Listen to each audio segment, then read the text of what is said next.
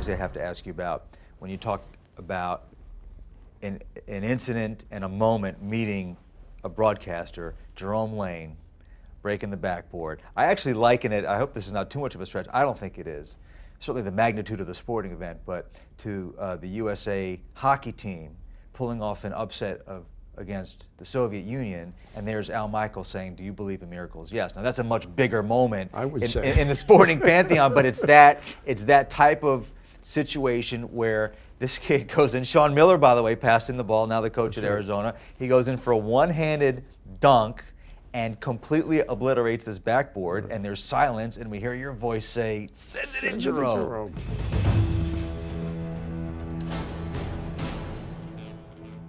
What do you remember about that? A couple things. Because people remember your call as much, if not more, than the dunk itself. Well, Sean Miller says that I owe my career to him because he made the play. You're absolutely right. I'm going to see him this week, and I'm sure he's going to bring it up. Fitzgerald Fieldhouse, wasn't, the Olympics, no question about it.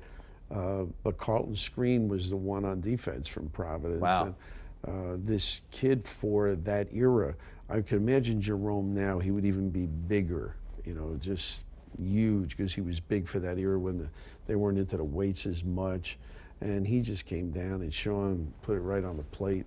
And what I remember most is not so much what I said, but what are we going to do to fill the time now?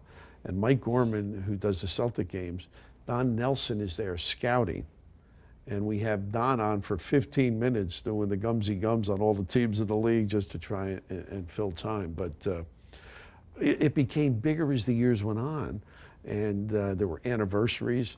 And a couple of years ago, I was down at ESPNU, and we did this panel thing, and all of a sudden they have a hookup, and it's Jerome Lane. I didn't realize it was 25th anniversary, or whatever the heck it was. Right.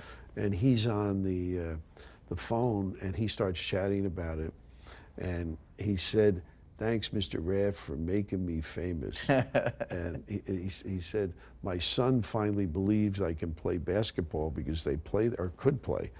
And I said, "Jerome, thanks for making me famous," because he was, people remember it. It was perfect, and it was spontaneous, and that's what made it so beautiful. Last question: How long you want to keep doing this? Wow, until they pull the chair. I want to become as big as you. It's going to be hard to do. You know what? I hope that, one, that if I'm not doing my job, that I would know it.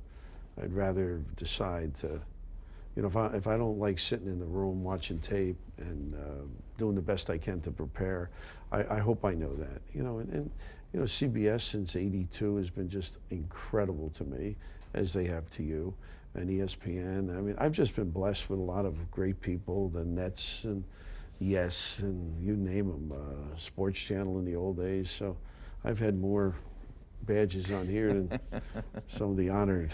But no, life's been very good. I really appreciate things. Well, Coach Raftery, Governor Raftery, thanks for being on the show. It's great listening to you. It's great working with you, but most of all, it's great knowing you. Seth, thanks for having me. Enjoy it. Good luck always with good to your be with you. work and your career. To be continued. To be continued. Thank you, Bill. Appreciate it.